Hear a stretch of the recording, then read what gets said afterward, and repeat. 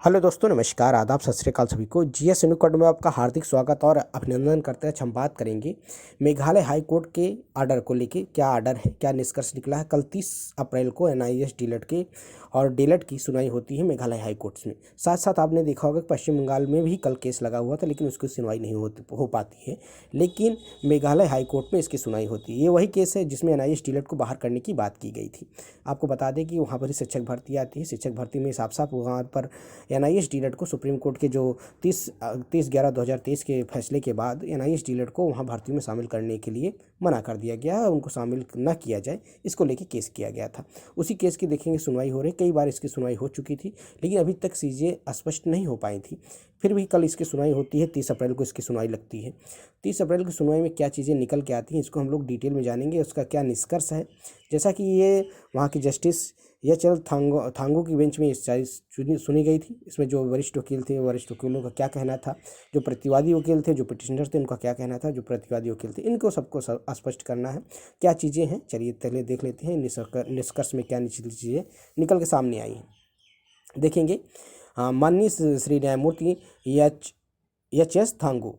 अब देखेंगे कि याचिका करते हुए प्रतिवादी वकील है। याचिकाकर्ताओं के विद्वान वरिष्ठ वकील एच.एल. सांग्रेशी और सुश्री वनयांग की सहायता से वरिष्ठ वकील को कहा कि उत्तरदाताओं ने संख्या 15 और 19 में कदम उठाए गए। हालांकि कार्यालय नोट के इंगित करता है कि उक्त उत्तरदाताओं की सेवा पूरी नहीं हुई है। इसे श्री एल एन प्रतिवादी क्रमांक संख्या 12 में विद्वान वकील एथेंस का कहना है कि उक्त प्रतिवादी की ओर से कोई हलफनामा नहीं दिया गया है। कहने का मतलब आपने देखा होगा, यहाँ देखिए आवेदन की थी 30 अप्रैल 2024। कल की सुनवाई में ये होता है कि उन्होंने जो वकील थे वरिष्ठ, उनका कहना था कि अभी तक ये जो हलफनामा की बात कही गई थी, उसका हलफनामा उनकी तरफ से कोई आया नहीं। जो प्रतिवादी वकील थे, उनका हलफनामा अभी तक उन्होंने सबमिट नहीं किया। तो अब यह हलफनामा के बाद आगे क्या किया जाता है। उन्होंने कहा कि याचिकाकर्ताओं के जो वकील थे कि भाई अभी इसके देखिए कई बार इसकी सुनवाई होती है। इसके पहले 30 तारीख को हुई थी, फिर फरवरी में होती है, लेकिन अब 30 अप्रैल को भी इसकी सुनवाई हुई। फिर आपने देखा होगा इसमें साफ साफ इस चीज़ को यह नोट किया गया कि पार्टियों के उत्तरदाताओं की श्रृंखला में प्रतिवादी संख्या 6 का पता निहित नहीं है। कार्यालय की ओर से व्यक्ति के बारे में जो रिट याचिका का उत्तर देने के लिए जिम्मेदार होगा। इस मामले में ध्यान को रखते हुए याचिकाकर्ताओं के वरिष्ठ वकील श्री एच.एल.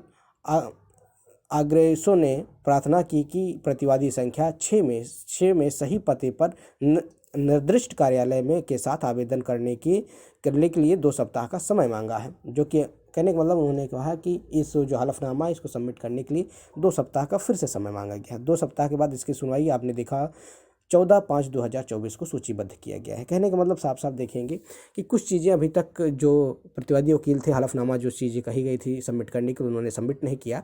और ना सबमिट करने के बाद प्रतिवादी वकील ने फिर से 2 सप्ताह का समय मांगा है। तब 30 अप्रैल के बाद अब इसकी सुनवाई की डेट लग चुकी है आपकी 14 मई को। 14 मई की सुनवाई के बाद ही सारी चीज़ें क्लियरफाई होंगी।